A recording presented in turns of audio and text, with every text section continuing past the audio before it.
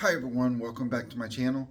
Today I wanted to revisit or elaborate more on the volume intensity relationship. Yesterday I talked about how as volume increases or the amount of work increases, multiple sets per exercise, you're not working as hard or your intensity level drops per set versus high intensity exercise where we do a little bit lower volume or lower volume exercise, lower number of sets, and how your intensity can be increased. And a lot of that's psychological, physiological, but when you just have one or two sets to focus on, you can and will train probably heavier and improve or more reps than you would get if you did multiple sets. And I gave some examples about that yesterday. But I think it's pretty well known that as volume increases, intensity per set decreases.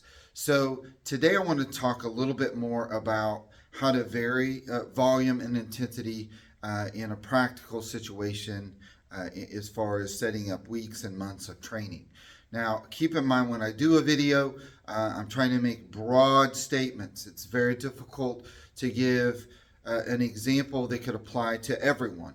But in general, in a general approach, how you could alter your volume and therefore intensity of training is maybe start out with a 4 to 8 weeks. There's again a wide range of training, 4 to 8 weeks of a lower volume approach. So maybe pick those 6 exercises we've talked about and do a lower volume approach, 1 to 2 active sets. So after you've done a warm-up set, 1 to 2 sets of each exercise, and pick a rep range, maybe 8 to 15 repetitions per set, where you're very close to failure on each set. You don't have to go to failure, as we've talked about, but push yourself, go pretty hard, record the weight you use and the number of repetitions you used on each set for the 2 sets of each exercise. Follow that approach over 4 to 8 weeks, or maybe at least to the point in which you've tapped out your gains. Maybe you're no longer improving in the amount of reps or weight that you can improve upon. So maybe if you do 8 to 15 reps per set, when you can get 2 sets of 15 at a given resistance, then you'll increase the load 3 to 5%. So in a way, that is pretty linear, a linear form of progression. So follow that for 4 to 8 weeks, and then shift gears, and maybe keep your rest interval on that set, on that lower volume approach, at maybe 1 to 2 minutes, or even 2 to 3 minutes. So if you do 6 exercises, 2-minute rest interval, 12 exercises, it's probably going to take you 20, 30 minutes to complete that. So do that for 4 to 8 weeks, maybe even 12 weeks, depends on how you feel and if you're progressing. Then shift to keep the same exercises. Now increase the training volume, double the training volume. So if you were doing 2 active sets, go to 4 active sets per exercise. After you've done your warm-up, and do 4 active sets. Again, the same rep ranges, 8 to 15 reps, and do 4 sets of every exercise. And again, record your weight you use, the repetitions completed. You may reduce the rest interval so you can get in and out of the gym a little bit quicker, which reducing the rest interval increases the density of the workout. So double the training, the sets per exercise, record your weight used, the resistance completed, and then do that again for 4, 8, maybe even 12 weeks, and see how you can progress. And when progression stopped, when you feel stale, then you could shift gears again to a lower volume approach. That is one way. Keep in mind there are other ways to alter training volume and intensity. So you could have days where you go higher reps versus lower reps, periodize the training in various ways. And again, this is a very simplistic approach to how you could periodize it. You could increase the volume week to week, and then that would not be as linear of a training program.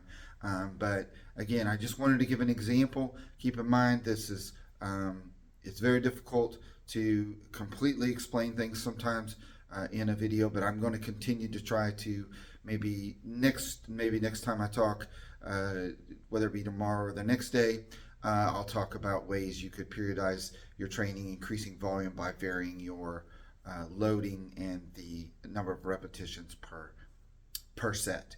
But that's just one way you could alter your training. Now, the more advanced that you get, you may need, and I use may, the word may, you may need to alter volume in a much more in a much quicker fashion. So in other words, you may only do 4 weeks of low volume, 4 weeks of high volume, or you may go longer. But I think the key is keeping the things that stay pretty stable are choosing those exercises that you can do that are safe for you, and you can be progressive, but you can alter the sets, the reps, the rest intervals in different phases, lower volume versus higher volume. Again, that's just one way. I just wanted to describe that because I think, it's been this way 35 years. I've been involved in the fitness industry. Everyone wants to say, this is the only way to train, low volume or high volume or moderate volume. And, certainly they're all effective, but I think altering them or changing sets, reps, and total volume is a key thing to do. And so really a long-term study would need to be conducted to really probably solve this debate with a large enough number of participants, where you have one group that follows extremely low volume training for 2 years, and then you have another group where they're doing much higher volume for say 2 years, and you collect data at multiple time points, and you could compare the changes in outcomes. I would predict probably wouldn't find much difference between the two groups as long as they were doing the same exercises, they were being progressive. So I think, again, that reinforces the fact that you probably should alter your training volumes, and that would just kind of make sense. So that's it for today. I'll try to add more content and expand more upon this point in future weeks. Talk to you soon.